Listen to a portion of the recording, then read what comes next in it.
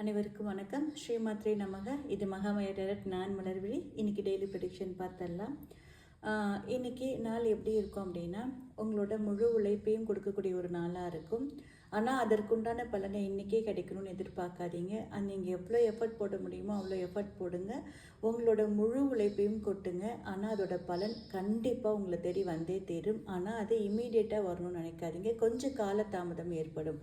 நீங்கள் எதிர்பார்த்து காத்துட்டு இருந்த ஏதோ ஒரு தகவல் வரக்கூடிய விஷயங்கள் அதுவுமே கொஞ்சம் காலதாமதம் ஏற்படும். ஆனால் கண்டிப்பாக நீங்கள் எதிர்பார்த்துட்டு இருந்த விஷயம் முழுக்க முழுக்க பாசிட்டிவாக மட்டுமே இருக்கக்கூடிய ஒரு தருணமாக இருக்குது.